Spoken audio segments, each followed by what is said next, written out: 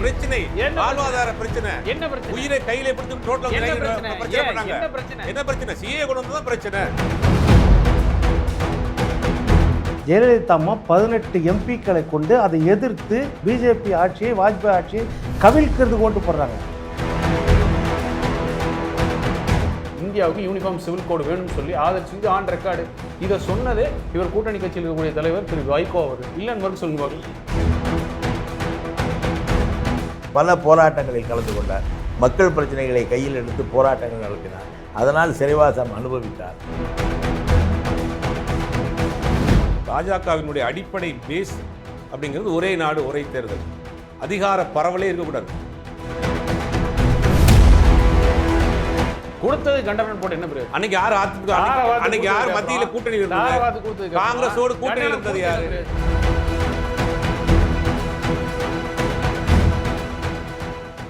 By the people நேயர்களுக்கு அருள்மொழிவர்மனின் அன்பார்ந்த வணக்கங்கள். இது உங்கள் பை த பீப்புள் வழங்கும் போர் தொழில் பழகு மக்களுக்காக சிறப்பு விவாத நிகழ்ச்சி. இன்றைக்கு நம்முடைய விவாத நிகழ்ச்சி தலைப்பு என்ன அப்படின்னு பார்த்தீங்கன்னா, நேற்றைக்கு தமிழ்நாடு முதலமைச்சர் அவர்கள் சட்டமன்றத்தில் அவர் அமைத்திருந்த முன்னாள் நீதியரசர் குரியன் ஜோசப் தலைமையிலான இந்த மத்திய மாநில அரசுகளுக்கு இடையிலான இந்த உறவை குறித்தான ஒரு அறிக்கையை சமர்ப்பிக்க வச்சிருந்தாரு. அந்த அறிக்கையினுடைய முதல் பகுதியை குறித்த விவாதத்தை கிளப்பியிருந்தார். அதன் மூலமாக இந்திய அரசியல் சட்டத்திலே திருத்தத்தை மேற்கொள்ளணும் அப்படிங்கிற கருத்துக்கள் உட்பட பல முக்கியமான கருத்துக்களை எழுப்பியிருக்கிறாங்க. ஆனாலும் இந்த நேரத்தில் திமுகவினுடைய தேர்தல் நெருக்கத்தில் அவங்க மாநில சுயாட்சி, மத்தியில் கூட்டாட்சி அப்படின்ற முழக்கத்தை எழுப்புவது அப்படிங்கிறது அவர்களுடைய ஒரு வழக்கமான ஒரு பாணியா, இல்லை அது ஒரு உரிமைக்கான முழக்கம் தான் அப்படிங்கிற ஒரு பாணியா அப்படின்னு ரெண்டு விதமான கருத்துக்கள் இருக்கிறது. எனவே இந்த மத்தியில் கூட்டாட்சி, மாநிலத்தில் சுயாட்சி என்கிற முதல்வருடைய இந்த முழக்கம் என்பது உரிமை முழக்கமா அல்லது வெற்று முழக்கமா அப்படிங்கிற தொடர்பாக தான் தலைப்பில் தான் இன்னைக்கு விவாதம் கட்டமைச்சிருக்கிறோம். திமுகவிலிருந்து மரியாதைக்குரிய ஐயா திரு TKS இளங்கோவன் நடந்திருக்கிறார். அதே போல அதிமுகவிலிருந்து திரு கோவை சத்யன் அவர்கள், பத்திரிகையாளர் திரு ஜுபைர் மற்றும் அரசியல் விமர்சகர் திரு பொன் வில்சன் அவர்கள். அனைவருக்கும் வணக்கம். ஐயாட்டு துவங்கலாம்னு நினைக்கிறேன். ஏன்னா தேர்தல் நெருக்கத்தில் சட்டமன்ற கூட்டத்தில் இறுதியான ஒரு கூட்டத்தொடர், அதில் இன்னும் நிறைய விஷயங்களை பேசலாம், செய்யலாம்.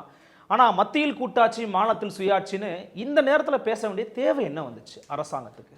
அதாவது இது திமுக கழகம் தொடக்க காலத்திலிருந்து மாநிலங்களுக்கு தனிநாடு, தனி தமிழ்நாடு கேட்டவர்கள் நாங்கள் ஒரு காலத்தில். அதன் பின்னர் கொள்கை முழக்கம் மாநில சுயாட்சி, மாநிலங்களுக்கு அதிக உரிமை, மாநில சுயாட்சி, மத்தியில் கூட்டாட்சி என்பது அறிஞர் அண்ணா அவர்கள் முன்வைத்த முழக்கம். அன்று தொடங்கி நாங்கள் தொடர்ந்து இது பற்றி பேசி வருகிறோம். 1974, 72, 73 நீதியரசர் PV ராஜமன்னார் அவர்கள் தலைமையிலே ஒரு குழு அமைத்து அதிகார பகிர்வுகள், மாநிலங்களுக்கு எந்த அளவிலே அதிகார பகிர்வுகள் இருக்க வேண்டும், மாநில சுயாட்சி என்றால் என்ன என்பது குறித்து நீதியரசர்கள் கொண்ட ஒரு குழுவை அமைத்து அந்த குழுவின் அறிக்கையின் அடிப்படையிலே தீர்மானம் சட்டமன்றத்தில் நிறைவேற்றியிருக்கிறார்.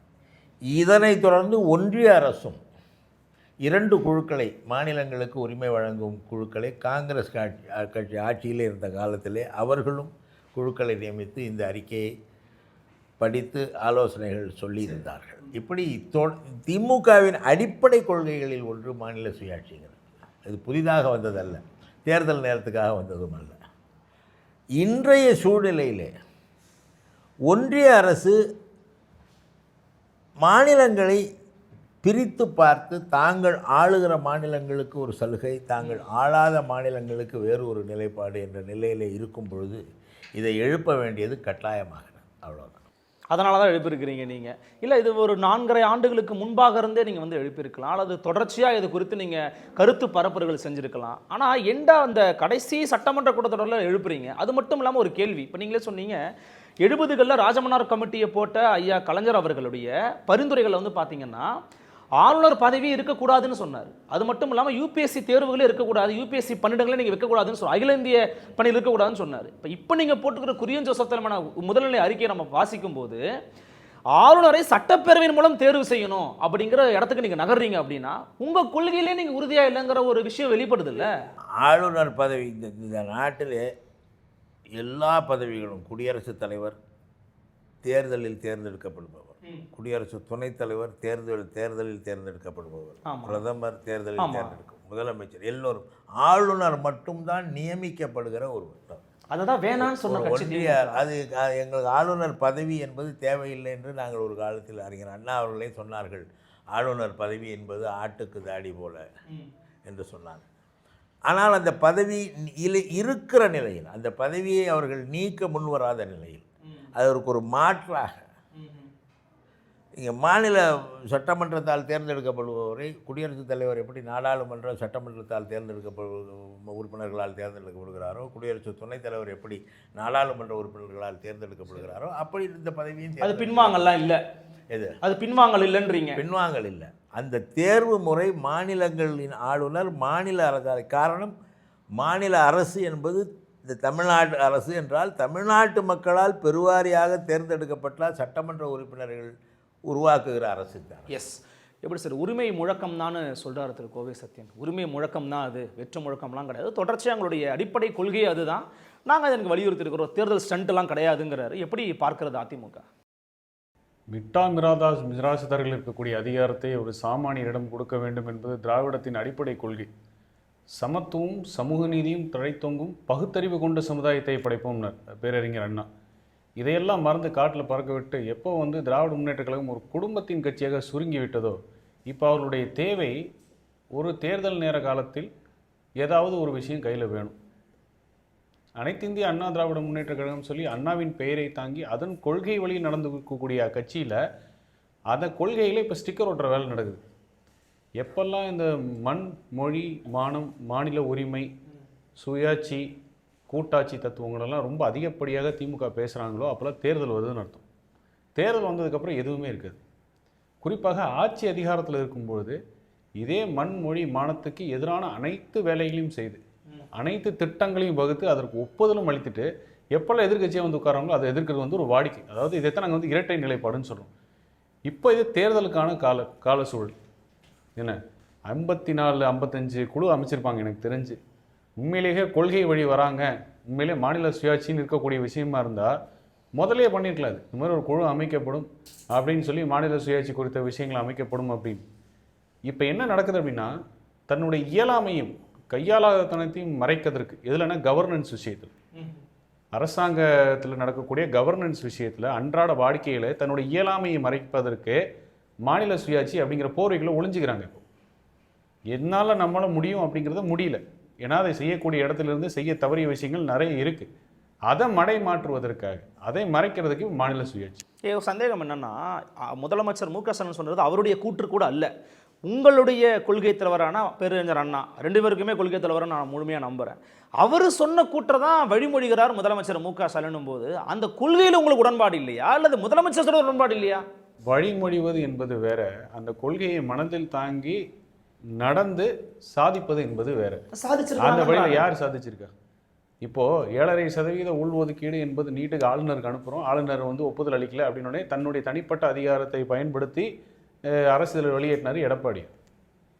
அது ஆளுமை. ஆனால் இது வரைக்கும் மேகதாதுன்னு ஒரு அணை கட்டுறோம், 9,000 கோடி ஒதுக்கிட்டோம், 3 இடத்த தேர்வு செஞ்சிட்டோம்னு சொல்லி அவங்க கூட்டணி கட்சி சொல்லும்போது கூட வாய் மூடி மௌனியாக இருக்கிறார் இந்த மாநிலத்தோட முதல்வர்.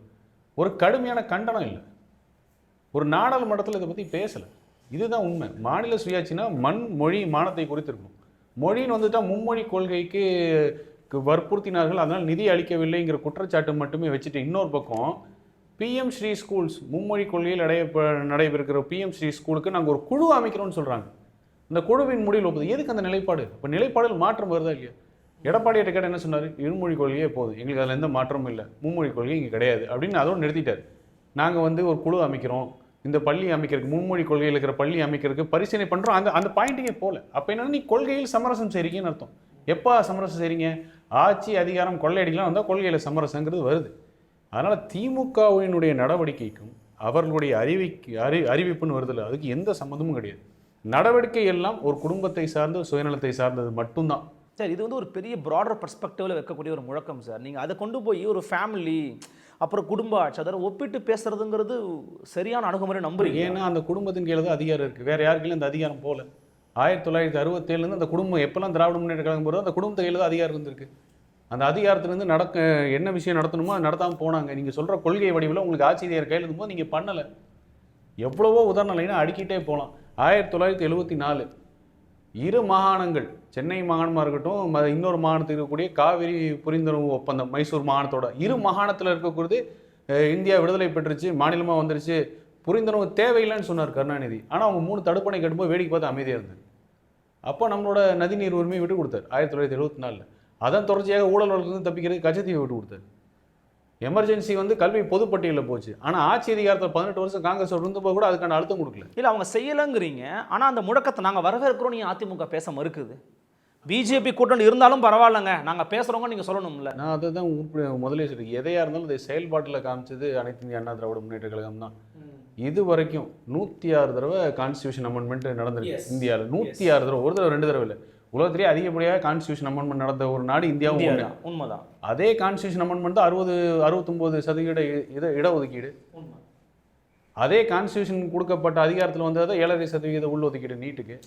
அதனால எப்பெல்லாம் நீங்கள் அதிகாரத்தை பயன்படுத்தணுமோ அப்போ அதிகாரத்தை பயன்படுத்திய தவறுங்கிற வரலாறு திமுக இருக்கு. எதுக்காக அதை தவற விடுறாங்கன்னா, குடும்ப நலன் முக்கியம், அதிகாரம் முக்கியம், ஆட்சி முக்கியம். அதுக்காக மட்டுமே மற்றவர்களை பற்றி கவலை இல்லை, தமிழை பற்றி கவலை இல்லை, தமிழ் மக்களை பற்றி கவலை இல்லை என்பதுதான் வரலாறு.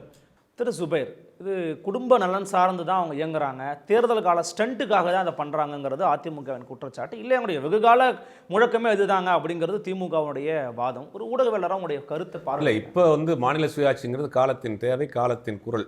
அதைத்தான் நீங்கள் முதலமைச்சர் ரொம்ப தெளிவாக பதிவு பண்ணியிருக்காரு. மாநில உரிமைகள் இன்றைக்கு ஒன்றா பறிப்பாகிட்டு இருக்கு. உதாரணத்துக்கு திமுக இந்த ஆட்சி காலத்தில் தான் ஆளுநர்களை தமிழக அரசே, மாநில அரசுகளே நியமிக்குங்கிற ஒரு பெரிய சட்ட போராட்டத்தை பண்ணி ஒட்டுமொத்த இந்தியாவிற்கான உரிமையை வாங்கி கொடுத்துருக்கு. இது மறுக்க முடியாது. இது மாநில அரசுகள் செய்யக்கூடிய ஒரு அதிகார துஷ்பிரயோகம் தான்.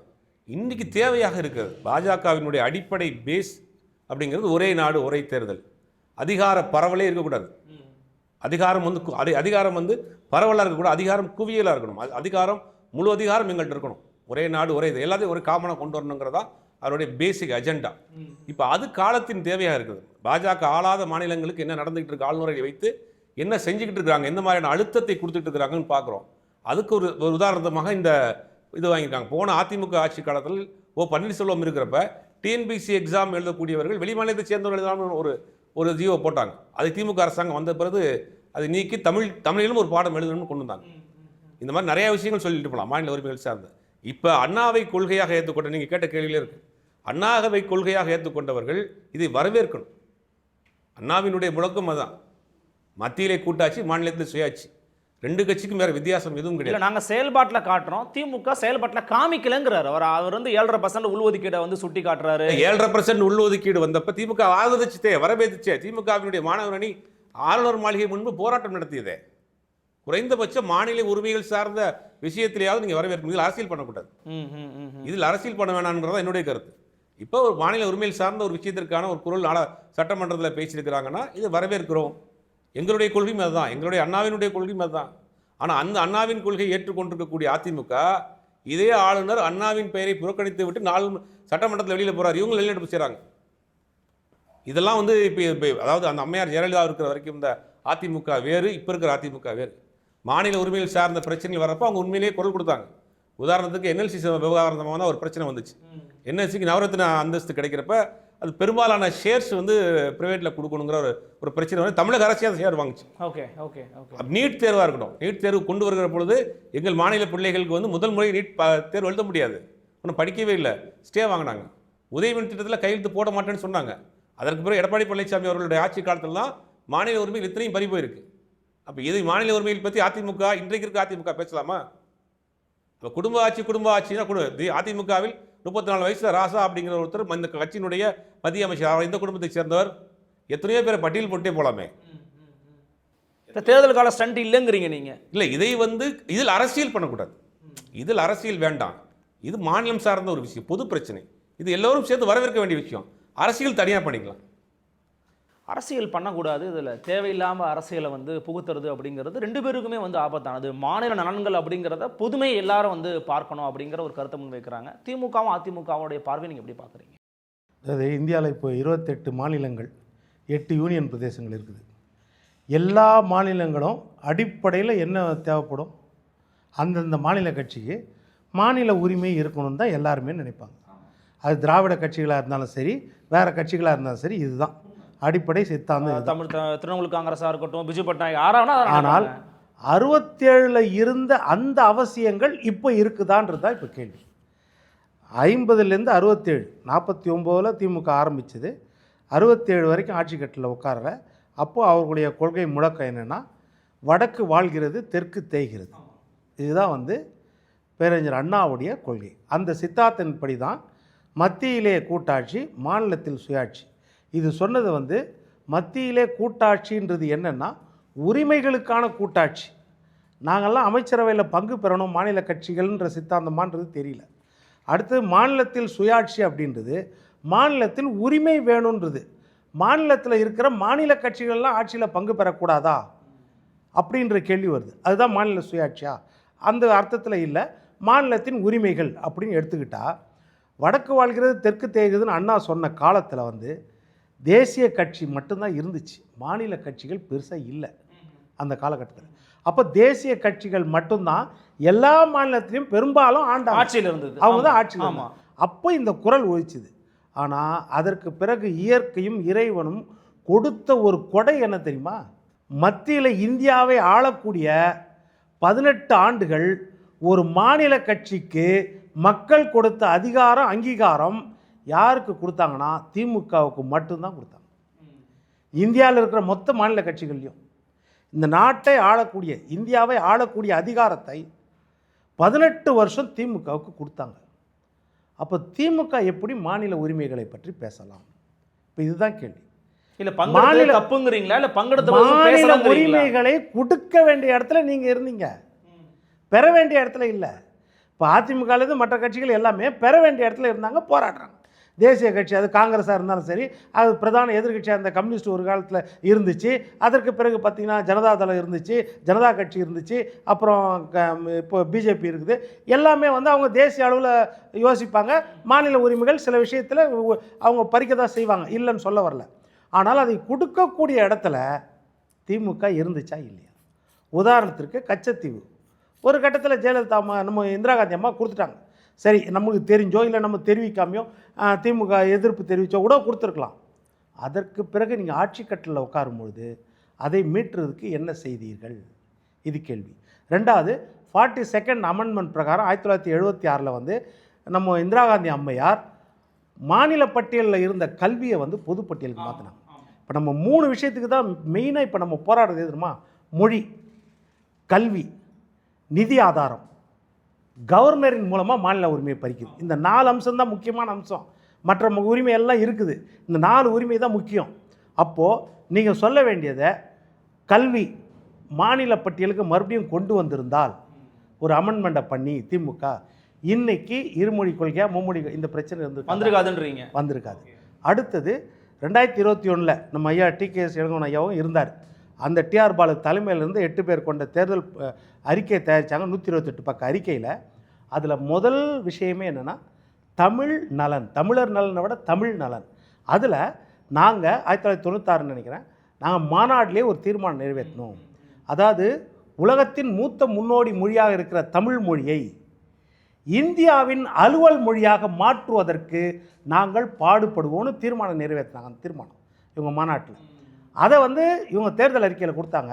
2004லேயும் சொன்னாங்க, அதே மாதிரி 2021லேயும் சொன்னாங்க, இந்த தமிழை 22 அலுவல் மொழியோடு சேர்த்து இந்தியாவின் அங்கீகரிக்கப்பட்ட அலுவல் மொழியாக மாற்றுவோம் அப்படின்னு கொடுத்தாங்க.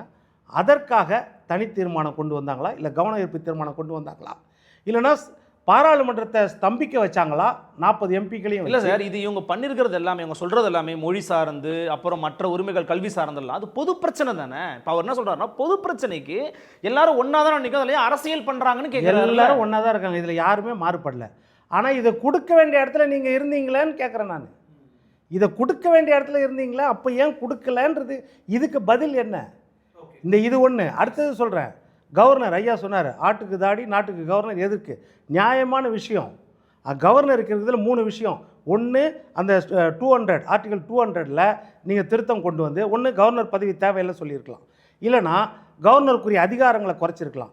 3வது, பில் பாஸ் பண்ணவோ மசோதா பாஸ் பண்ணவோ கவர்னருக்கு வந்து காலவரையை நிர்ணயிச்சிருக்கலாம். இதை 3ஐயும் செய்திருக்கலாம். இது 3ம் செய்யாமல் திமுக ஆட்சி கட்டில் இருக்கும்போது என்ன செய்தாங்கன்னா, எங்களுக்கு தேவையான கவர்னர் சுர்ஜித் சிங் பர்னாலா இவரை எங்களுக்கு அனுப்புங்கன்னு அவரை கூப்பிட்டு வச்சுக்கிட்டாங்க.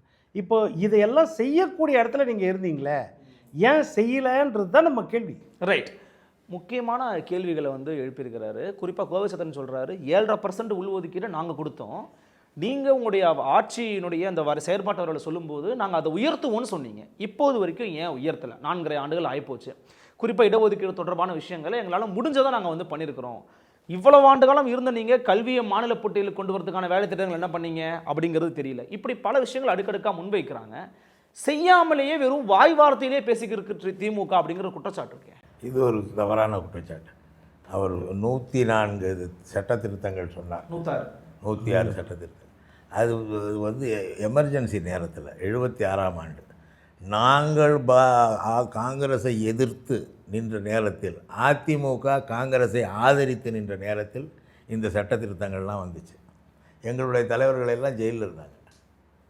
ஒரு வருஷம் இந்த பார்லிமெண்ட்டுக்கே போக முடியல, சிறையில் இருந்தாங்க.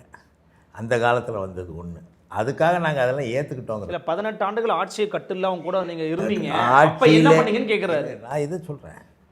ஒரு 2 பேர் எங்கள் அமைச்சர்கள் இருந்தாங்க. எங்களுடைய ஆதரவு அவங்களுக்கு தேவைப்பட்டுச்சு.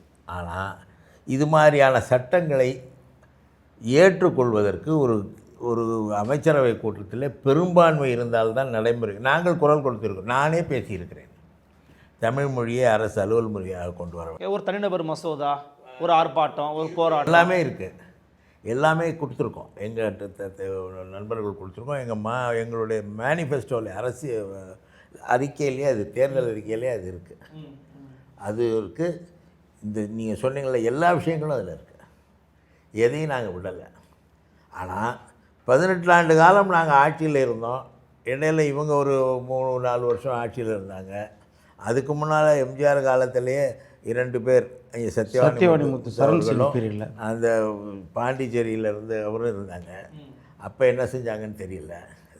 இதெல்லாம் வந்து ஒரு ஒன்றிய அரசில் முழு அதிகாரத்தை செலுத்தக்கூடிய வலிமை ஒரு மாநில கட்சிக்கு கிடையாது. இல்லை சார், அவர் சிம்பிளாக ஒன்று தான் கேட்டார் சார். நீட்டில் 7.5% உள்ஒதுக்கீடை கொண்டு வந்து அரசு பள்ளி தமிழ் வழி மாணவர்களை கொண்டு போகிறதுக்கு ஆளுநர் ஒத்துக்கலை.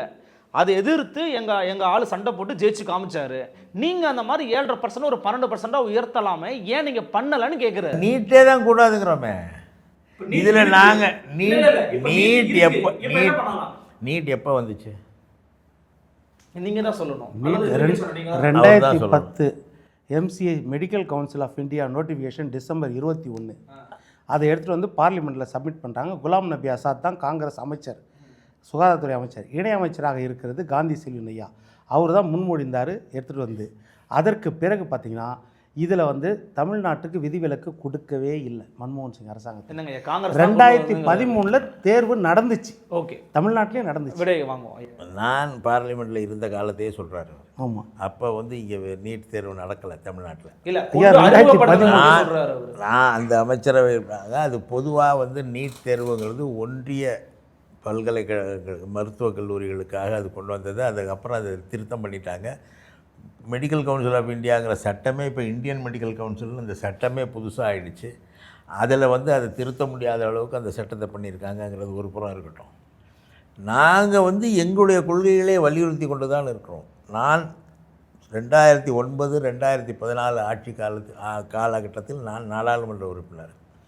ஒன்றிய அரசு ஒரு சட்டத்தை கொண்டு வரும்போது அவர்கள் அந்த கூட்டணியிலே எங்கள் அமைச்சர்கள் இருந்த போதும் போல் நானே எதிர்த்து பேசியிருக்கிறேன்.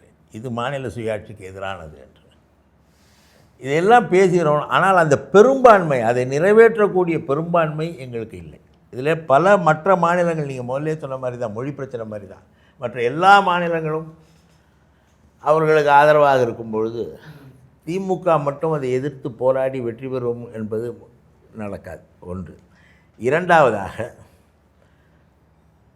இவர்கள் காலத்தில் நடந்ததை இவர்கள் மறைக்கிறார்கள். என்ன மறைக்கிறாங்க? பொதுவாக இந்த நான் தான் சொன்னேன், இந்த சட்ட திருத்தங்கள்னால, அரசியலமைப்பு சட்ட திருத்தங்கள் பெரும்பாலும் 1976 சரி எமர்ஜென்சி காலத்தில் பண்ணாங்கன்னு சொல்கிறேன். அப்போ வந்து அதிமுக காங்கிரஸை ஆதரித்த காலம். அதைத்தான் சொல்கிறேன் நான், வேற ஒன்றும் இல்லை. எம்ஜிஆர் இருக்கும் பொழுதே அதிமுக காங்கிரஸை ஆதரித்த காலத்தில் நடந்தது ஒன்று. அப்பொழுது இவர்களும் தான் அண்ணா பெயரில் கட்சி நடத்துகிறார்கள் என்று நான் கேட்கவில்லை. சில அரசியல் சூழ்நிலைகளே நடக்கும். இன்னொரு குற்றச்சாட்டை வைத்தார். குடும்பத்திற்காக பண்ணுறார். கலைஞர் இறந்து அதற்கு பிறகு வந்த தேர்தலில் தமிழ்நாட்டு மக்கள் எங்கள் முதலமைச்சர் மு.க. ஸ்டாலினை தேர்ந்தெடுத்தார்களே தவிர வேறு யாரையும் யாரும் அவரை நியமிக்கவில்லை. தமிழ்நாட்டு மக்களின் தேர்தலால் தேர்ந்தெடுக்கப்பட்டு முதலமைச்சரானவர் மு.க. ஸ்டாலின். இதை குடும்ப அரசியல்னு எப்படி சொல்வீங்க? அவர் மீது நம்பிக்கை இருக்கு. அது வேற. பொதுமக்கள் வந்து கலைஞருடைய மகன்னு தேர்ந்தெடுத்தாங்களா? இல்லை, அவருக்கு அந்த வாய்ப்பு எப்படி கொடுத்தீங்கன்னு கேட்குறாங்க. அந்த வாய்ப்பு வந்து அவர் அது 1965 அவர் ஒரு இளைஞராக இருந்து தொடர்ந்து கழக பணியில் ஈடுபட்டு மிசா கைதியாக ஓராண்டு காலம் சிறையில் இருந்தார். அப்போ வந்து எப்படி அரசியல்வாதின்னு கைது பண்ணாங்களா அல்லது முதலமைச்சரின் மகன்னு கைது பண்ணாங்களா? அது தெரியாது. அப்போ அடுத்தது உதயநிதிக்கு வருவாங்க. அப்போது ஏன்னா அவங்க சொல்கிறது என்னென்னா இந்த டைனாஸ்டிக் பாலிடிக்ஸை தொடர்ந்து டைனாஸ்டிக் பாலிடிக்ஸுங்கிறது எல்லா கட்சியிலையும் இருக்குது. இப்போ பியூஷ் கோயல் இங்கே வந்தார். அவர் யார்? நான் இவங்கள சொல்லலை, இவங்கள பற்றி பேசினா அது வேறு மாதிரி. இல்லை, அவங்க தலைமையில் எந்த வாரிசும் இல்லை, உங்கள் தலைமையிலே வாரிசு இருக்குங்கிறாங்க சார். முதலமைச்சர் எம்ஜிஆர் மறைவுக்கு பிறகு முதலமைச்சரானவருக்கு யாருன்னு மட்டும் சொல்லியிருங்களேன். நான் ஆமாம், ஜானகம் யார் ஆனாங்க? அவங்க யார் அதை மட்டும் சொல்லுங்களேன். உங்கள் வாயாலே கேட்குறேன். பதில் சொல்லுவாங்க சார். அவங்களே பதில் சொல்லட்டுங்கிறீங்க. அதுக்கப்புறம் ஜெயலலிதா வந்தாங்களே, 82 சேர்ந்த ஜெயலலிதா, கட்சியில் சேர்ந்த ஜெயலலிதா. அதற்கு முன்னால் எந்த அரசியல் அனுபவம் இந்த இயக்கத்திலே பாடுபட்டவர்களா? எப்படி வந்தாங்க? அவர் வாரிசை தான் நீங்கள் கால்குலேட் பண்ணுறீங்க. அவங்களையும் எம்ஜிஆரின் வாரிசு தான், எந்த மாற்று கருத்தும் இல்லை. அந்த மாதிரி இது என்னென்னா இயல்பாக மக்களிடம் போகும் பொழுது மக்கள் சரி இவர்கள் இந்த இயக்கத்திற்கு பாடுபட்டார்கள், இந்த கட்சி வெற்றி பெற வேண்டும் என்றால் இவர்கள் இதற்காக பாடுபட்டவர்கள், இவர்களுக்கு அந்த இடத்தை கொடுப்போம் என்று மக்கள் நினைப்பதை தவிர இவர்களை காப்பாற்றுவதற்காக நாங்கள் அரசியல் செய்யவில்லை. அப்படி செய்வது யாரும் செய்வோம், அவங்களும் செய்யலை. நான் அவங்கள அந்த குற்றச்சாட்டு வைக்க தெரியல, நான் வைக்க தயாராக இல்லை. அவங்களும் செய்யலை. ஆனால் இதுக்காக தான் நாங்கள் அரசியல் நடத்துகிறோன்னு சொல்கிறது தப்புங்கிறதுக்காக தான் இதை சுட்டி காட்டுறேன். இதுக்காக இல்லை, கொள்கை. இவரும் கொள்கை பேசினார், இவரும் சிறைவாசம் சென்றார், பல போராட்டங்களில் கலந்து கொண்டார், மக்கள் பிரச்சனைகளை கையில் எடுத்து போராட்டங்கள் நடத்தினார், அதனால் சிறைவாசம் அனுபவித்தார். மிசா கைதை தவிர்த்து வேறு வகையிலும் போராட்டங்களில் ஈடுபட்டு சிறைக்கு சென்றவர், மக்களுக்காக போராடியவர். கட்சிக்காக அல்லது பதவிக்காக போராடினாங்கன்னு சொல்ல முடியாது. பதவி வருமா வராதான்னு யாருக்கு தெரியும் போராட்டம் நடத்தும்போது. ஆனால் போராடினார். எனவே மக்கள் பிரச்சனையை கையில் எடுத்து அதை எப்படி அவர் அணுகுகிறார் என்பதை பார்த்து மக்களால் தேர்ந்தெடுக்கப்பட்ட முதலமைச்சர் அவர். இது குடும்ப அரசியல்லாம் கிடையாது. அதனால் மாநில சுயாட்சி கோரிக்கைங்கிறது ஒன்று சொல்கிறேன் கேளுங்க. நான் திமுக. எங்கள் அப்பா இந்த திராவிட முன்னேற்ற கழகத்தை உருவாக்கிய தலைவர்களில் ஒருவர். ஸ்டாலின் திமுக. ஸ்டாலினுடைய தந்தையார் திராவிட முன்னேற்ற கழகத்தை உருவாக்கிய தலைவர்களில் ஒருவர். நாங்களாம் எப்படி வாழ்ந்தோன்னு சொல்கிறேன். நாங்கள் தீபாவளி கொண்டாட மாட்டோம். ஒரு பேச்சுக்கு சொல்கிறேன், தீபாவளி கொண்டாட மாட்டோம். திமுகவில் தீபாவளி கொண்டாடுறதில்லை. நானும் ஸ்டாலினும் பக்கத்தில் உள்ள அத்தனை பேரும் தீபாவளி கொண்டாடும் போது புது சட்டை அணிஞ்சு பட்டாசு வெடிக்கும் போது நாங்கள் மட்டும் பழைய சட்டை அணிஞ்சு பார்த்துக்கிட்டு வேடிக்கை பார்த்துக்கிட்டு இருப்போம். ஏன்னா எங்கள் வீட்டில் தீபாவளி கொண்டாடுறதில்லை, அவர் வீட்டில் தீபாவளி கொண்டாடுறதில்லை. இது இது தியாகம்னு சொல்லலை. ஆனால் அந்த கொள்கைக்காக நாங்கள் இழந்தது, எங்கள் மகிழ்ச்சியை இழந்திருக்கிறோம் அல்லவா. இப்படி வளர்ந்தவர்கள் நாங்கள். இது குடும்ப அரசியல்னு சொல்லக்கூடாது, கொள்கை அரசியலாக வளர்ந்துருக்கோம். கொள்கை அரசியலுக்காக இருக்கிறது தான். அதனால தான் அங்கே மாநில சுயாட்சி கோரிக்கை முன் வச்சோங்கிறாரு. அதே போல் உங்கள் கட்சியின் தலைமையே பார்த்தீங்கன்னா ஒரு வாரிசு அரசியலுடைய நீட்சி தான், எங்களை சொல்கிறதுக்கு அதில் ஒன்றும் இல்லை அப்படிங்கிறாரு. திராவிட கொள்கையை தலைமையேற்று அதிகாரத்தில் அமர்வதற்கு ஒரே குடும்பத்தில் இருப்பவர்களுக்கு தான் தகுதி இருக்குது அப்படிங்கிறது ஜனநாயகம் ஏற்றுக்க முடியுமா? ஜனநாயகம்னா என்ன? எல்லாருக்கும் எல்லாம், உழைப்பவருக்கே உரிவு, என்னுடைய உரிமை, மண்மொழி மானம் உரிமை எனக்கு அப்படிங்கிறது ஜனநாயகம். இப்படி இருக்கக்கூடிய அடிப்படை ஜனநாயக விஷயங்கள் உழைப்பவர்களுக்கு உயர்வில்லை, ஒரு குடும்பத்தில் இருப்பவர்களுக்கு மட்டும்தான் அந்த அதிகாரத்தில் இருக்கக்கூடிய அமர்வதற்கான வாய்ப்பு அப்படிங்கிறது. இன்று கழக பொதுச்செயலாளர் எடப்பாடியார் பொதுவெளியில் எனக்கு பின்னால் இந்த இயக்கத்தில் யார் உண்மையாக விசுவாசமாக உழைக்கிறார்களோ அவர்கள் இந்த இடத்துக்கு வரலாம் என்று பொதுவெளியில் தைரியமாக பேசுகிறார். எல்லா கூட்டத்திலையும் பேசியிருக்கார், தேர்தல் பரப்புரையிலையும் பேசியிருக்கார். எனக்கு பிறகு என் குடும்பத்தில் எனது மகனாட்டும் என் மகனாட்டும் யாரும் அரசியலுக்கு வருவதற்கு வாய்ப்பில்லை என்று பொய் சொல்லிய ஒருவர் தான் இன்று அவர் மகனை அரியணை ஏற்றுறதுக்கு துடிச்சிட்டு இருக்காரு. அப்போ இது எப்படி உள்கட்சி ஜனநாயகமே இல்லை, இது எப்படி மனராட்சி இல்லாமல் போகும் ஜனநாயகத்தில்? அந்த இயக்கத்தில் சேப்பாக் தொகுதியில் இவர்தான் நிற்பதற்கு தகுதியானவர் என்று உதயநிதிக்கு ஒரு சீட் வழங்கப்பட்டால் அதே இயக்கத்தில் 30 ஆண்டுகளும் 40 ஆண்டுகளும் சேப்பாக்கத்தில் உழைத்தவர்களே கிடையாது. அப்போ அவர்களுக்கு வாய்ப்பு யார் கொடுக்குறா? வாய்ப்பு கொடுத்தா தானே. இப்போ தேர்தல் எழுதுகிற ஹால் டிக்கெட் யார் கொடுக்கணும்? தேர்வு நடத்துறவங்க கொடுக்கணும். நீங்கள் நல்லா படிச்சிருக்கீங்க, உங்களுக்கு ஹால் டிக்கெட்டே கொடுக்கணும். நீ தேர்வு எழுதாதுன்னா படிக்காத ஒருத்தன் திடீர்னு நான் எக்ஸாம் எழுதுனா அவங்களே ஹால் டிக்கெட் கொடுத்தா அந்த மாதிரிலாம் இருக்குது. அது குடும்பத்தில் இருக்கிறவங்களுக்கு மட்டும்தான் அப்படின்னா அது என்ன அர்த்தம்? இதுதான் நாங்கள் விமர்சனம். இது ரொம்ப நாகரிகமான விமர்சனம் தானே, மக்களால் ஏற்றுக்கொள்ளக்கூடிய விமர்சனம் தானே. இது வரமாட்டான்னு சொன்ன ஒருத்தர் தலைவர், என் குடும்பத்துலேருந்து யார் வரமாட்டான்னு சொல்லிட்டு அதுக்கப்புறம் ஒருத்தர் வராங்கன்னா மக்கள் ஏற்றுக்கிட்டாங்கன்னா வாய்ப்பு கொடுத்ததுனால மக்களுக்கு வேறு வழி இல்லை. இப்படி தானே போகணும். இன்னொரு அடிப்படை ஒரு விஷயம், இந்த வரலாற்று திரிப்பு அப்படிங்கிறது திமுக ரொம்ப கைவந்த கலை. டிஎன்பி எக்ஸாம் வெளி மாநிலத்தோடு எழுதக்கூடாதுங்கிற ஒரு ரூலே கிடையாது, எந்த காலத்துலையுமே கிடையாது. வெளி மாநிலத்தோடு எழுதுவாங்க, ஆனால் தமிழில் தேர்வு பெற வேண்டும் அப்படிங்கிற ஜியோ தான். 10வது படித்த தமிழ் படித்து 10வது படித்தவனுக்கு நிகரான புலமை அவர்கள் பெற்றிருக்க வேண்டும் என்ற திருத்தத்தை கொண்டு வந்தது அதிமுக. அதே நேரத்தில் போஸ்ட் ஆஃபீஸில் தமிழில் தேர்வு எழுதவில்லை, தமிழர்கள் வஞ்சிக்கப்படுகிறான்னு அறிக்கை கொடுக்குறார் எதிர்க்கட்சி தலைவர் மரியாதைக்குரிய மு க ஸ்டாலின். மூக்கடப்பட்டார். ஏன்னா போஸ்ட் ஆஃபீஸ் ஆரம்ப காலத்துலேருந்தே அந்த எக்ஸாம் நடத்துறது அவங்க உள்ளே இருக்கிற அவங்களோட எம்ப்ளாயீஸ்க்கு, புதிதாக வருபவர்களுக்கு அல்ல. அந்த புதிதாக தேர்வு எழுதும் தமிழில் எழுத வேண்டும் என்ற திருத்தமும் கொண்டு வந்து அதிமுக தான். இந்த மாதிரி வரலாற்று விஷயங்கள், நுணுக்கமான விஷயங்கள் என்றைக்குமே திமுக பொது வெளியில் ஆதாரத்துடன் பேசவே பேசாது. இன்னொரு விஷயம் சொல்லுவாங்க, இடபிள்யூஎஸ் அதிமுக ஒப்புக்கொண்டு வந்து போய் கூச்சாமல் பேசிடுவோம். இதே வழக்காடு மன்றத்தில் இடபிள்யூஎஸ் இம்ப்ளிமெண்டேஷனுக்கு தமிழக அரசின் நிலைப்பாடு என்ன என்று சென்னை உயர்நீதிமன்றத்தில் வழக்கு நடக்கும் பொழுது இது மாநில அதிகாரத்துக்கு உட்பட்டதில் இதில் இடபிள்யூஎஸ் அதிமுக நான் இருக்கும் வரை நடைமுறைப்படுத்தப்படாது என்று 21 வரைக்கும் இடபிள்யூஎஸ் நடைமுறைப்படுத்துறது ஒரே இயக்கம் அதிமுக. என்ன சொல்கிறோமோ, என்ன தேர்தல் வாக்குறுதியாக கொடுக்குறோமோ அதை தான் களத்தில் எதிரொலிக்கும். என்றைக்குமே இரட்டை நிலைப்பாடு கிடையாது. அதிகாரம் வரும்போது என்னுடைய நிலைப்பாடு மாறும், அதிகாரம் வந்த பிறகு மாறுறதுங்கிறதே கிடையாது. இன்றைக்கு அடிப்படை கேள்வி, கச்சத்தீவு தாரை வார்த்து கொடுத்தோம் அப்படின்னு இதே சட்டமன்றத்தில் புரட்சித் தலைவர் அம்மா பார்த்து கேள்வி கேட்டிருக்காங்க. கச்சத்தீவை தாரம் பார்க்குன்னு சொன்னீங்களே என்ன ஆச்சு அப்படின்னு கேட்குறாங்க. அதுக்கு அம்மா என்ன பதில் சொன்னாங்க? நான் படையை தீட்டி கொண்டு வந்து நான் போய் கச்சத்தீவை மீட் பண்ண அவங்கள்ட்ட சொன்ன கிடையாது, அதுக்கான என்ன சட்ட வழிவகையில் இருக்கோ அதை நான் மீட் பண்ண அப்படின்னு. ஆனால் 18 ஆண்டு காலம் ஆட்சி அதிகாரத்தில் பங்கு பெற்ற திராவிட முன்னேற்ற கழகம் இவர்களுடைய ஆதரவு இருந்தால்தான் மத்தியில் காங்கிரஸ் என்கின்ற நிலைமை இருந்த பொழுதும் கூட 2009 தேர்தல் முடிந்து 27 எம்பி இவர்கள் ஆதரவு கொடுத்தால்தான் ஆட்சி 3 யூனியன் மினிஸ்டருக்கு 5ஆக பேரம் பேசி சென்றவர் தானே கருணாநிதி அவர்கள். அப்போ 1.5 லட்சம் தொப்புள் கொடி உறவுகள் மாண்ட பொழுது கூட அதற்கு நியாயம் கேட்கவில்லையே, மக்களுக்கு மானம் கேட்கவில்லை, மண்ணுக்கு இதுவரைக்கும் குரல் கொடுக்கவில்லை, மொழிக்கு குரல் கொடுக்கவில்லை என்பது வரலாறு சார். இன்னைக்கு இதை தாண்டி இந்த வரலாறை திருத்தி எந்த ஆளுநரும் யாராலும் எழுத முடியல சார். இன்னைக்கு மத்திய அரசோட ஒரு இணக்கமான ஒரு போக்குல நீங்க இருக்கிறீங்க, பாஜக ஒரு கூட்டத்தில் இருக்கிறீங்கன்னும் போது உங்களால பேசி வாங்கி தர முடியுமே, உங்களால கேட்க முடியுமே. அதே இணக்க போக்கு இருக்கும் பொழுதுதான் காவேரி தீர்ப்பு வந்த உடனே நாங்கள் நடைமுறைப்படுத்த மாட்டோம்னே அவதூறு வழக்கு போட்டோம். இது வரலாறு. ஆனால் 2009 தேர்தல் முடிஞ்சோடனே 1.5 லட்சம் தொப்புள் கொடி உறவுகள் கொள்வதற்கு துணை போனதுக்கு உண்ணாவிரத நாடகம், அதன் பின்னால் 5 மத்திய அமைச்சரவைக்கு பேரம் நடந்தது. அதன் பின்னர் என்ன நடந்துங்கிற வரலாம் நான் இப்போ சொல்கிறேன். 2010 டிசம்பர் 21 நீட் இந்தியாவுக்கே அறிமுகப்படுத்தியதுக்கான அன்றைக்கி வந்த பில்லு தான். அதன் முடிந்து ஒரு சட்டமன்ற கூட்டத்தொடர் மரியாதைக்குரிய கருணாநிதி அவர்களுடைய கடைசி முதலமைச்சராக ஜனவரி மாதம் 2011 தீர்மானம் போட்டிருக்கணும்ல, ஏன் போடல?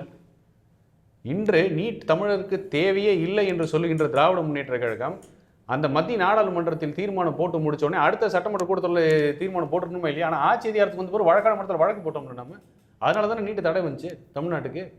இந்த வரலாற்றையே மறைக்கிறாங்க. இதோட முக்கியமான வரலாற்று மாதிரி பின்ன 2 விஷயம் இருக்குது, சொல்லட்டுமா நான் என்னன்னு? CAA NRC. சிஏஏக்கு அதிமுக ஆதரவுன்னு சொன்னாங்க இல்லையா? இந்த சிஏஏ சட்ட திருத்தம் 2003 மத்தியில் பாஜகவில் கூட்டணியாக இருக்கும் பொழுது டிசம்பர் மாதம் வந்துச்சு, ஆதரவு ஓட்டு போட்டாங்க. என்ஆர்சி நேஷனல் ரெஜிஸ்ட்ரி ஆஃப் திமுக ஆமா ஆதரவு. லோக்சபா ராஜ்யசபா டிசம்பர் மாதம் எடுத்து பாருங்க, 2 வார டிஃபரன்ஸ்ல 2003 சிஏஏ என்ஆர்சி எதிர்த்து பேசணும். ஆதரவளித்து வாக்களித்தது திமுக. இது ஆன் ரெக்கார்டில் இருக்கு, இட்ஸ் ஆன் ரெக்கார்டு. 2003 பாஜகவோட கூட்டணியில் இருக்கும்பொழுது சிஏ என்ஆர்சிக்கு அப்போ என்ஆர்சிக்கு டெஃபினிஷன் எதிர்ப்பு கொடுக்குறாங்க. இந்தியர் அல்லாதவர்கள் இங்கே இந்தியாவில் இருக்கக்கூடாது, அதை மீறி இருப்பவருக்கு கடுமையான தண்டனைக்கு வழிவகை செய்ய வேண்டிய திட்டம். அதுதான் இது என்ஆர்சி அப்படிங்கிற நேஷனல் ரெஜிஸ்ட்ரி ஆஃப் சிட்டிசன்ஸ் அப்படிங்கிறதுக்கு சட்ட ரீதியாக அவர்களுக்கு தண்டனை வழங்கக்கூடிய சட்டம் என்று திருத்தம் செய்யப்பட்டது அந்த ஆண்டு தான். ஓடு போட்டு தான் வந்தீங்க, யார் மறுக்க முடியுமா? அதோட இன்னொன்று இல்லை சார், இன்னொரு முக்கிய வரலாற்று உண்மையை சொல்லிடுறேன். எல்லாரும் ஒன்று தானே சார், ஒன்றே குலம் ஒருவனே தேவன் திராவிட கொள்கையில் ஒன்றும் இல்லை, அனைத்து அண்ணா திராவிட முன்னேற்ற கொள்கையில் ஒன்று. அதே கொள்கை தானே இவங்களுக்கும். திமுக என்ன சொல்லுவாங்க, ஜாதி மதம் பார்த்து நாங்கள் வந்து அரசியல் பண்ணக்கூடாது, எங்களுக்கு எல்லாம் இப்படிதானே. எந்த ஜாதி மதத்துலையும் மூட நம்பிக்கை இருந்தால் அதை எதிர்ப்போங்கிற மட்டும் தான் அவங்க நிலைப்பாடு. இப்போ சொல்கிறது அதானே சொல்ல வர்றாரு. எனக்கு நம்பிக்கை இல்லை, நான் அடுத்தவங்க நான் எடுக்க மாட்டேன், என்னோட நிலைப்பாடு அதான். பாலிசி அவ்வளோதான். கரெக்ட் தானே சார்? யூனிஃபார்ம் சிவில் கோட் பந்தோலியா சாஹிப்னு ஒரு தனிநபர் தீர்மானம் ஆதரித்து ஓட்டு போடுறது திமுக. இந்தியாவுக்கு யூனிஃபார்ம் சிவில் கோடு வேணும்னு சொல்லி ஆதரிச்சு, இது ஆன் ரெக்கார்டு. இதை சொன்னதே இவர் கூட்டணி கட்சியில் இருக்கக்கூடிய தலைவர் திரு வைகோ அவர்கள். இல்லைன்னு மறுக்க சொல்லுங்க பார்க்கலாம். பந்தோலியா சாஹிப் இல்ல, பந்தோலியா சாஹிப்போட தனிநபர் பந்தோலியா சாஹிப் தனிநபர் பில்லு இந்தியாவுக்கு யூனிஃபார்ம் சிவில் கோட் ஆதரிச்சு ஓட்டு போட. ஒரு நிமிஷம் பதில் கேட்டுருவோம். பாஜகவோட 1999 நாங்கள் தேர்தல் கூட்டணி வச்ச பொழுது 3 பிரச்சனையை முன் வச்சு இதில் வந்து நாங்கள் சமரசம் செஞ்சுக்க மாட்டோம், இதை நீங்கள் ஏதாச்சும் கை வச்சிங்கன்னா நாங்கள் உங்கள்கிட்டருந்து விலகிடுவோம் அப்படின்னு சொல்லதில் ஒன்று இந்த இது யூனிஃபார்ம் சிவில் கோடு ஒன்று, இன்னொன்று காஷ்மீர் பிரச்சனை, இன்னொரு பிரச்சனை அதே போல் மதவாத பிரச்சனை. இந்த 3 நிபந்தனைகளின் பேரில் தான் பாஜகவை ஆதரித்தோம். அதுவும் 2004 அதுலேருந்து விலகிட்டோம், ஒரு டேர்ம் தான் இருந்தோம். நாங்கள் எப்படி ஆதரித்து ஒரு தனிநபர் கொண்டு வர பில்லு எப்படி நாங்கள் அதை ஆதரிச்சு? இல்லை, வைகோ ஐயா குறிப்பிட்டதாக அவர் சொல்கிறாரு.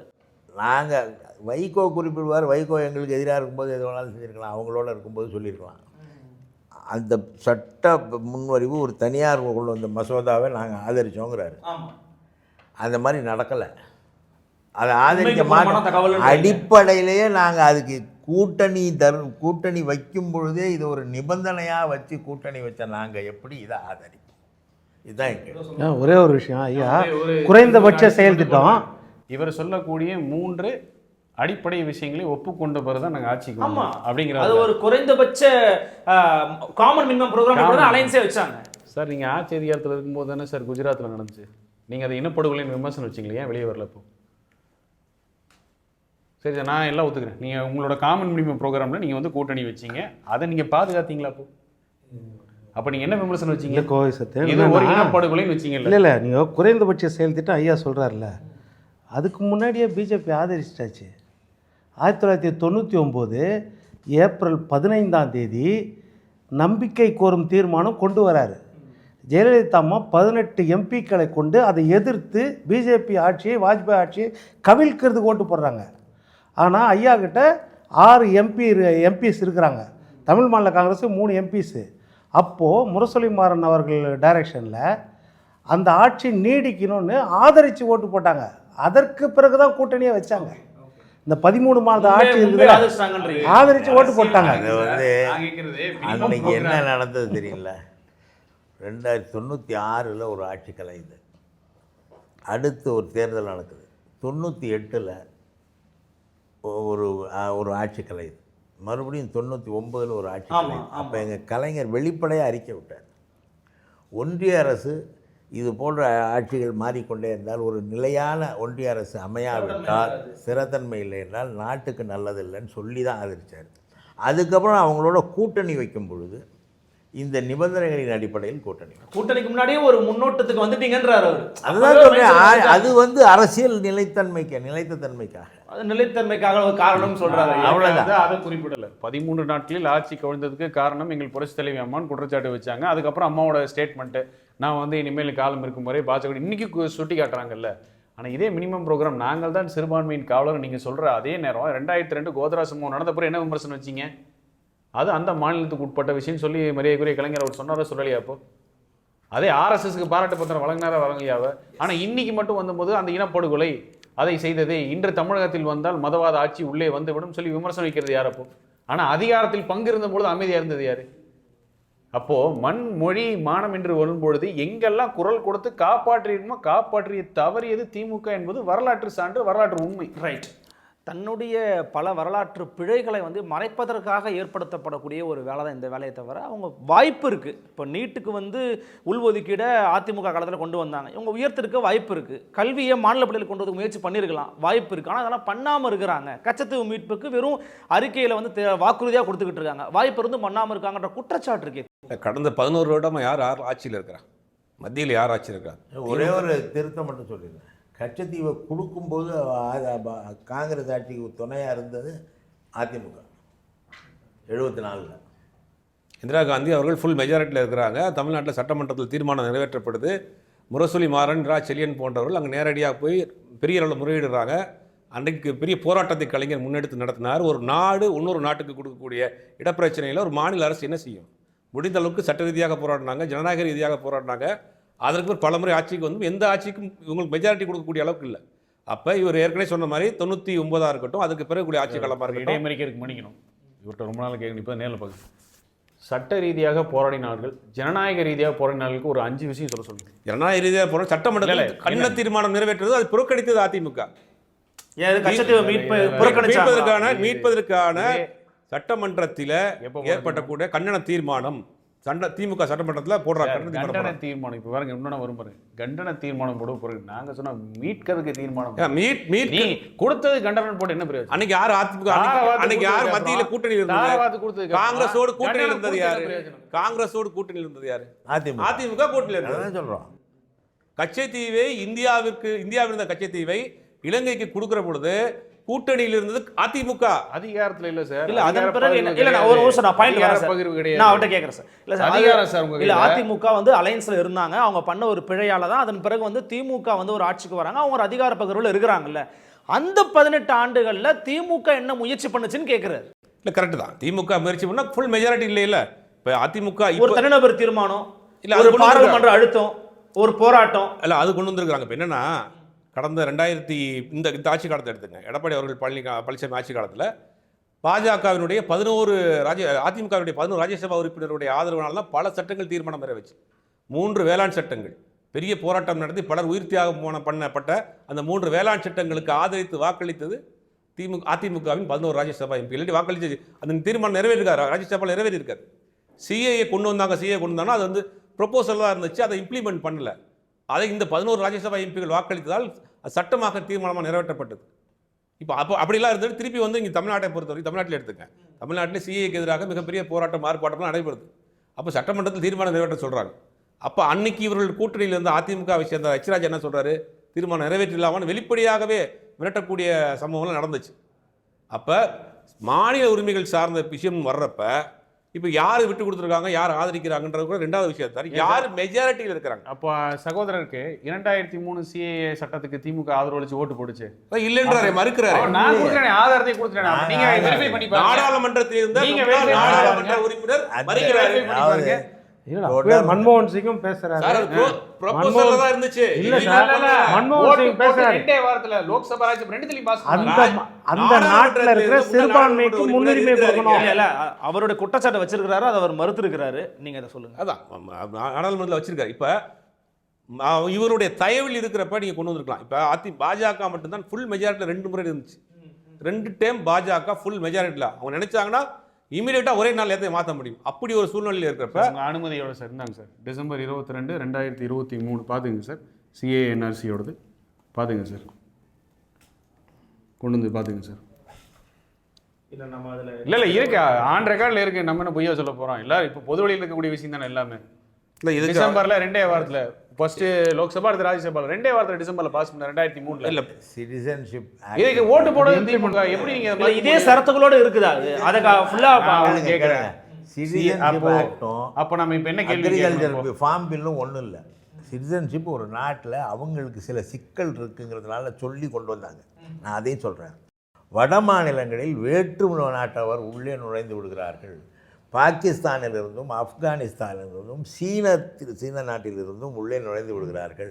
அந்த வட மாநிலங்களில் உள்ள மக்கள் தொகையை முறைப்படுத்த வேண்டும் என்று சொல்லி அந்த சட்டத்தை அறிமுகப்படுத்தினார்கள். அது வந்து என்னென்னா அந்த நான் பேசும்போது சொன்னேன், வட மாநிலங்களில் சிஏஏ நீங்கள் சொல்கிறீங்களா, அங்கே இருக்கிற இதே பாஜக பாகிஸ்தானில், ஆப்கானிஸ்தானில், மற்ற பங்களாதேஷ்லேருந்து வர இந்துக்களை நம்முடைய குடிமக்களாக ஏற்றுக்கொள்வோம்னு சொன்னீங்க. அப்போ இலங்கையில் இருக்கிற தமிழர்களையும் இந்துக்களையும் நம்ம குடிமக்களாக ஏற்றுக்கணுமா வேண்டாமான்னு நானே பேசினேன். அதெல்லாம் நான் உங்களுக்கு கேட்டேன். நான் சிஏஏ விஷயத்தில் அவங்க சொன்ன கருத்து என்னென்னா, வட மாநிலங்களில் அங்கிருந்து பாகிஸ்தானியர்கள் உள்ளே வராங்க, வங்காளதேசத்தில் ஸோ அப்போ இல்லை இப்போ கொண்டு வந்து 19ல் கொண்டு வந்து வேற, அப்போ கொண்டு வந்து வேறங்கிறீங்க நீங்கள். இல்லை அது சிஏஏ ஒன்று தான். என்ஆர்சி இவர் சொல்கிறது, அண்ணன் கொடுக்குற விளக்கம் வந்து என்ஆர்சி. ஏன்னா நம்ம வந்து குடி யாருக்கெல்லாம் உரிமை இருக்குன்னு நம்ம சொல்கிறோமோ, இவர் குடியுரிமை இல்லாதவர்கள், அவர் சொல்கிறது வந்து வெளிநாட்டிலேருந்து ஊடுருவியர்கள் அப்படின்னு நம்ம சொல்கிறோம். ஹிந்தியில் குஸ்பேட்டியன் பங்களா, அவங்களுக்கு தண்டனை வழங்கும் விதி வகைகள் கிடையாது. சிஏஏ தான் முதல் தடவை அமெண்ட்மெண்ட். எனக்கு தெரிஞ்சு சிஏஏ வந்து 5-6 தடவை 4 தடவை அமெண்ட் பண்ணிட்டாங்க. அடிப்படை விஷயம் இப்போ கேட்குறாரு, இப்போ சொல்கிறாலே மரியாதைக்குரிய அண்ணன் இளங்கோவன் அவர்கள், அப்போ வந்து சிஏஏ வேற என்ன, இதே தானே எடப்பாடி நீங்கள் சட்டமன்றத்தில் சொன்னார். நீங்கள் என்ன விமர்சனம் வச்சீங்க, இந்த சிஏஏ சட்டம் இங்கே அமல்படுத்தப்பட்டால் இஸ்லாமியருக்கு குடியுரிமை போகும் சொன்னீங்க. அப்போ சட்டமன்றத்தில் எடப்பாடி என்ன சொன்னார், உத்தரவாதம் கொடுத்துருக்காங்க. உத்தரவாதத்தை கேட்டதுக்கு அப்புறம் தான் அந்த மாதிரி போனால் முதல் ஆளாக துணிக்கு நிற்கிற நாங்களாக தான் இருப்போம். இப்போ கேட்டார், ஒருத்தர் போன ஒரு வரலாறு ஒரு ஆதாரம் கொடுக்குன்னு கேட்டார். உண்மையாக அப்போ போய் பரப்புரை வச்சது யாரு? இல்லை, ஒன்றும் சிஏ இம்ப்ளிமெண்ட் பண்ணி வச்சுருக்காங்க. என்ஆர்சி எடுத்தால் தான் அதுக்கு நமக்கு என்னங்கிறது தெரிய வரும். ஒன்றும் இம்ப்ளிமெண்ட் பண்ண ஃபுல்லாக பண்ணதுக்கு பிறகு தான் தெரிய வரும். சட்டமன்றத்தில் நாங்கள் பாதுகாப்பாக இருக்கிறோம்னு சொன்னவர் தான் சிஏ எதிர்த்து போராடியவர் அத்தனை பேரும் வழக்கு போட்டாங்க. கூட்டத்தில் போனால் கல்லூரி மாணவர் முதற்கொண்டு வழக்கு போட்டாங்க. Corona sir. அதற்கு பிறகு திமுக ஆட்சிக்கு வந்த பிறகு தேர்தல் வாக்குறுதியாக கொடுக்கப்பட்டது, சிஏ போராட்டத்தில் கலந்து கொண்டவர்கள் மீது போடப்பட்ட வழக்குகள் வாபஸ் பெறப்படும் என்று போடப்பட்டு ஆயிரக்கணக்கான வழக்குகளை திமுக அரசாங்கம் வாபஸ் வாங்கி, எடப்பாடி அரசாங்கம் வழக்குகளை போட்டு முடக்கியது. அண்ணனுக்கு பல பேர் பாஸ்போர்ட் எடுக்கப்படல, பல பேர் காலேஜுக்கு சேர முடியல, பல இளைஞர்கள் வாழ்க்கை முடங்கி போயிருந்தது. அன்றைக்கு இருந்த எடப்பாடி பழனிசாமியோட அரசாங்கம் இது மறுக்காதீங்க, இது நடந்த விஷயம். ஒரு நிமிஷம், அதாவது இப்போ இந்த மாதிரியான பெரிய போராட்டங்கள் நடக்கும்போது எல்லா ஆட்சியும் நடந்திருக்குது. 2009ஆம் ஆண்டு காலகட்டத்தில் ஈழத்தமிழர்களுக்கு ஆதரவாக தமிழ்நாட்டில் போராடிய பல தமிழ் இன உணர்வாளர்கள் மீது திமுக அரசு வழக்கு போட்டிருக்கு. திருமுருகன் காந்தி தோழர் இப்பதான் அந்த வழக்குல இருந்து வாபஸ் வாங்கியிருக்கிறார். அப்ப இப்படி பல பேர் மேல எல்லா ஆட்சி தான் வழக்கு போட்டு, நாங்கள் தான் பாதுகாப்பு, எனக்கு இந்த பிரச்சனைக்கு எந்த பாதுகாப்பு நான் நிற்கிறேன்னு சொல்றவரு ஏன் வழக்கு போடணும்? போராடுவது ஜனநாயக உரிமை தான். அவங்க ஆர்ப்பாட்டம் பண்ணாங்களா? பொதுத்துக்கு சேதம் வச்சாங்களா? மக்களுக்கு ஏதாவது இடையூறு ஏற்படுத்தினாங்களா? அமைதி வழியில் ஜனநாயக ரீதியாக போராட்டம் நடத்தியவர் மீது வழக்கு போட்டது யாருடைய ஆட்சியில்? எப்போ போராட்டம்னா 5 பேருக்கு மேலே கூடாதீங்க, ஏன்னா கொரோனான்னு ஒரு கொடிய நோய் இருக்குது, எப்படி பரவுதுன்னு தெரில, மருந்து இன்னும் கண்டுபிடிக்கல, உயிருக்கு உத்தரவாதம் இல்லைங்கிற காலகட்டத்தில் நாங்கள் போராடுவோம், இது எங்களோட ஜனநாயக உரிமை, ஒரு சட்டம் இருக்குது. 5 பேருக்கு மேலே இங்கே கூடக்கூடாதுன்னு தமிழ்நாடு இந்தியா ஃபுல்லாக இருக்கு. இப்போ நான் வந்து போராடுவேன் அப்படின்னு என் உயிருக்கு வந்து அரசு பாதுகாப்பு கொடுக்கணும், ஆனால் நான் 50 பேர் 100 பேர் போராடுவேன்னா அப்போ சட்டத்தை மீறுவது யாரு? அது எப்போ நியாயமான கோரிக்கை இல்லை. திமுக தூண்டினதுக்கு, தவறாக பொய் சொல்லி தூண்டி விட்ட விஷயத்துக்கு நான் வீதியில் யாரு? குழந்தைகளும் பெண்களும் பாதுகாப்பு பிரச்சனை சார். அப்ப காலகாலமா வாழ்ந்துட்டு பிரச்சனை, வாழ்வாதார பிரச்சனை, என்ன பிரச்சனை? உயிரை கையில பிடிச்சிட்டு ரோட்ல என்ன பிரச்சனை? என்ன பிரச்சனை? சிஏ கொண்டு வந்தா பிரச்சனை. சிஏ கொண்டு வந்தா என்ன ஆகும்? என்ன பிரச்சனை? ஒண்ணும் அமல்படுத்தலையா? அமல்படுத்தலாம் தெரியும், அமல்படுத்தப்பட்ட பிறகுதான் தெரியும், அமல்படுத்தப்பட்ட பிறகுதான் தெரியும். என்ன இம்ப்ளிமெண்ட்லாம் சார் அமல்படுத்தல சார், நடைமுறைப்படுத்தல, நடைமுறைப்படுத்தல தெரியும். அதனுடைய கோரம் என்ன, கொடூரம் என்னன்னு தெரியும்.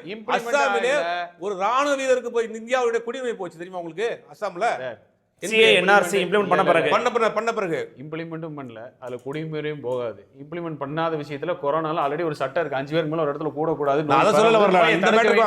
அப்படின்னு சொல்றோம். ஆனா போராடுவது நம்ம செய்யக்கூடிய தவறுகளுக்கு நம்ம எவ்வளவு வேணா காரணம் சொல்லிக்கலாம், ஆனா சட்டத்தின் பரவல தவறு தானே. இல்ல, அந்த என்ஆர்சி எடுக்கப்பட்டது, அஸ்ஸாம்ல என்ஆர்சி எடுக்கப்பட்டது, அதில் இந்தியாவுக்காக இந்தியாவுடைய ராணுவத்தில் இருந்தவருடைய குடியுரிமை பறிக்கப்பட்டது தவறுதலாக. இப்படி எத்தனையோ குழப்பங்கள் இருக்கு, குளறுபடிகள் இருக்கு.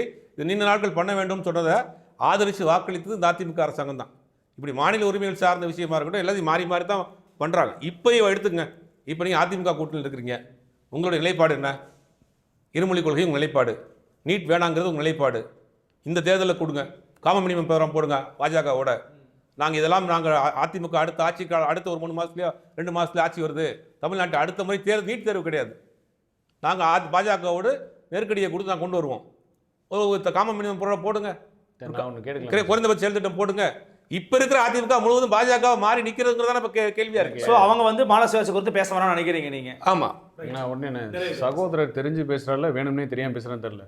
நீட் நடைமுறையில் இருப்பது உச்சநீதிமன்ற தீர்ப்பினோட அடிப்படையில் குறைந்தபட்சமாக தேர்தல் அறிக்கையிலே கொடுத்தாச்சு. உன்னால நீட் வழக்கு கொடுக்க முடியலன்னா வேறு பரீட்சை வெறி, அரசு மாணவர்கள் தேர்வு செய்யக்கூடிய வேறு பரீட்சை வெயின்னு சொன்னது மட்டும் இல்லாம 7,000 சதவீதம் உள்ஒதுக்கீடும் கொடுத்தாச்சு. இல்ல, உள்ஒதுக்கீடு கையெழுத்துக்கான வாய்ப்பு மாநில அரசுக்கு இருக்குல்ல, அது ஏன் பண்ணல?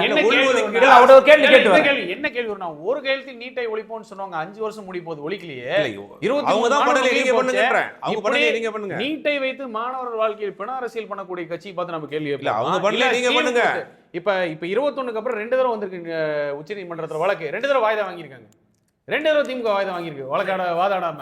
இப்படி இருக்கிற கட்சி கேள்வி கேட்போமா? இல்ல நீட் நிலைப்பாடு தெளிவா தான் இருக்குன்னு நீங்க காமன் முடியுமா போன அவங்க தெளிவா சொல்லிட்டாங்க, நீட்ல இருந்து மாற்றம் இல்லைன்னு சொல்லிட்டாங்க. அவங்களுக்கு பயம். பிஜேபி நீட்ல இருந்து மாற்றம் இல்லைன்னு சொல்லிட்டாங்க. நாங்க சொன்னா எங்க மாநிலத்துக்கு தேவையில்லைன்னு. மாநில உரிமைக்காக போராடுறோன்னா அதை செயல்பாடுல எடப்பாடியார் காமிச்சாருன்னு ஆதாரத்தோட பேசுறேன். நீங்க பொய் சொன்னீங்க, ஒரே கேள்வியில போயிருந்தா அதுக்கு ஒரு வேலையும் காணும். வழக்காடு மன்றத்தில் வழக்குல வாதாடாம 2 தடவை வாய்தா வாங்கியிருக்கீங்க. நீட் பத்திய நிலைப்பாடு நாங்க மத்தியில் ஆட்சி அதிகாரத்துக்கு வந்தா விளக்குன்னு சொல்றீங்களே, சட்டமன்றத்தில் மு.க. ஸ்டாலின் பேசுறாரு, அதே ஆட்சி அதிகாரத்தில் இருக்கும்போது நீட் கொண்டு வந்தீங்க. அப்போ யாரை பார்த்து கேள்வி கேட்கணும்? இந்த கேள்வி ரைட் சார், ரைட், நிறைய கருத்து சார். இல்லை 2013 நீட் நடந்துச்சு, தமிழ்நாட்டில் 8 சென்ட்ரல் நடந்துச்சு, 21,262 பேர் நீட் எழுதுனாங்க தமிழ்நாட்டில். அப்பொழுது தான் இங்கே ஆட்சி கட்டில் இருந்த முதலமைச்சர் ஜெயலலிதா ஹைகோர்ட்டில் வழக்கு போடுறாங்க. அரசு அதே மாதிரி கிடையாது, தவறான தகவல் 100% சேலஞ்ச் பண்றேன் நான். இப்போ நீங்க இது நடக்கல அப்படின்னு நீங்க சொன்னீங்கன்னா, இப்போ இருங்க, வேலூர் கிறிஸ்டியன் மெடிக்கல் காலேஜ் 2013 ஹைகோர்ட்ல வழக்கு போடுறாங்க. அவங்க எப்படி போட்டாங்க? அவங்களுக்கு நடந்துச்சு, சிறுபான்மை பட்டியல வருது. அதான் சார் நீட் விலக்குனா தமிழ்நாட்டுக்கு நீட் விலக்கு, தமிழ்நாட்டுக்கு தனியாருக்கு விலக்கு, அரசு கல்லூரிக்கு விலக்கு, தனியாருக்கு விலக்கு, அரசு கல்லூரிக்கு விலக்கு, எல்லாருக்கும் விலக்கு என்றுதான் நீங்க சொன்னது. என்னன்னா ஹைகோர்ட்ல போய் வழக்கு போடுறாங்க. வழக்கு போட்ட பிறகு 115 வழக்குகள் சுப்ரீம் கோர்ட் எடுத்தது. சுப்ரீம் கோர்ட்ல அல்டமாஸ் கபீர் தலைமையில் 2013 என்ன தீர்ப்பு வந்துச்சு? அரசியல் சாசனத்துக்கு எதிராக நீட்டு, இதை ரத்து பண்றோம்னு தீர்ப்பு கொடுத்தாங்க. யார் அப்பீல் போனது சொல்லுங்க? காங்கிரஸ். அப்ப காங்கிரஸ் குலாம் நபி ஆசாத், அப்ப ஜெயலலிதா அம்மா கடிதம் எழுதுறாங்க, தயவு செய்து இந்த பேயை மறுபடியும் கொண்டு வராதீர்கள், இதற்கு அப்பீல் போவாதீர்கள், கடிதம் எழுதுறாங்க. அன்னைக்கு மைனாரிட்டி அரசாங்கத்தை திமுக ஆதரிக்க மாட்டேன் அப்படின்னு சொல்லியிருந்தா நீட் மறுபடியும் வந்திருக்காது. அது அப்பீல் போயிட்டு அதோட தீர்ப்பில் தான் வருது. 2016 நீட்டு கட்டாயம் அப்படின்னு வருது. ஒரு ஆண்டு மட்டும் தமிழ்நாட்டுக்கு விதிவிலக்கு கொடுத்தாங்க, அடுத்த வருஷம் கொடுக்க மாட்டேன்னு சொல்லிட்டாங்க நீட்டு சுப்ரீம் கோர்ட்டில். இதுதான் நீட்டு வரலாறு. இன்னொன்று அந்த நீட்டில் ஒன்னே ஒன்று எடுத்துக்கோங்க சார், இது ஒன்னே ஒன்று சொல்லிடுறேன். இல்லை இது 2013 இவங்க அப்பீல் போறாங்கல்ல, இவங்களுக்கு சாதகமாக நடந்து மெடிக்கல் கவுன்சில் ஆஃப் இந்தியா. ஆமா, அடுத்து 2013 டிசம்பர்ல என்ன தெரியுமா நிலைப்பாடு சொன்னாங்க கோர்ட்ல, சுப்ரீம் கோர்ட்ல? நீட் என்பது ஒட்டுமொத்தமாக இந்தியாவுக்கு கொண்டு வரப்பட்டது, ஒரு மாநிலத்திற்கு இதை விளக்கும் அதிகாரம் மாநிலத்துக்கு கிடையாது. Medical council of India standard சொன்னாங்க சுப்ரீம் கோர்ட்ல. Medical council of India Congress ஆட்சி காலத்துல இருந்த MCA கோர்ட்ல சொன்ன ஸ்டேட்மெண்ட், மாநிலத்துக்கு என்று தனி அதிகாரம் கிடையாதுன்னு சொன்னாங்க. On record. அதுல ஒரு வியூகம் அருள், நம்ம எடப்பாடியார் அதிமுக ஏன் சீப் அரசியல் பண்ணலன்றதுக்காக சொல்றேன்னா, இதற்கு எதிராக கருப்பொடி சொல்லி முடிச்சேன். கருப்பு பலூன் விடுறது அதெல்லாம் செய்யல. பிஜேபி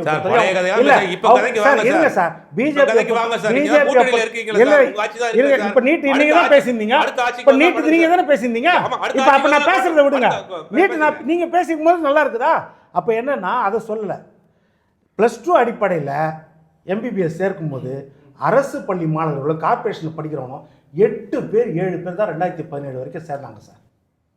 ஆனால் எடப்பாடியார் 7.5% கொண்டு வந்து 562 பேர் முதல் வருஷமே ஒரு நயா பைசா செலவு இல்லாமல் அரசு பள்ளி மாணவர்கள் MBBS சேர்ந்தாங்களா இல்லையா? இன்னைக்கு 3000 சில்லற பேர் படிக்கிறாங்களா இல்லையா? ஆதரிக்குது. இன்னொரு விஷயத்தை அதிமுகவும் ஆதரிக்குது. 2021 தேர்தல் அறிக்கையில் 152 வாக்குறுதி நினைக்கிறேன் நீங்க என்ன கொடுத்தீங்கன்னா, நீட்ல 7.5% அதிமுக கொடுத்துருக்குது. இது பத்தாது, அரசு உதவி பெறும் பள்ளி எய்டட் ஸ்கூல் பிள்ளைகளுக்கு நாங்கள் ஆட்சிக்கு வந்தோடனே 2.5% கொடுப்போம்னு சொல்லி கொடுத்தாங்க. 5 வருஷம் முடிஞ்சிச்சு. ஒரு 1000 சில்லற மாணவர்கள் படிச்சிருப்பாங்களா எய்டட் ஸ்கூல் பிள்ளைகள்? அதில் பெரும்பான்மை சிறுபான்மை மாணவர்கள் இருப்பாங்களா? அது அந்த 1000 சில்லற பேர் நீங்கள் படிக்கல. இதுக்கு பட்ஜெட் என்ன இருக்குது? இதுக்கு மத்திய அரசு உதவி என்ன இருக்குது? இந்த 2.5% கொண்டு வந்திருக்கலாம்னு திமுக அரசு இது ஏன் கொண்டு வரல? அதே மாதிரி மாநில உரிமைன்னு சொல்கிறாங்க, ஜல்லிக்கட்டை நிறுத்துறது யார்?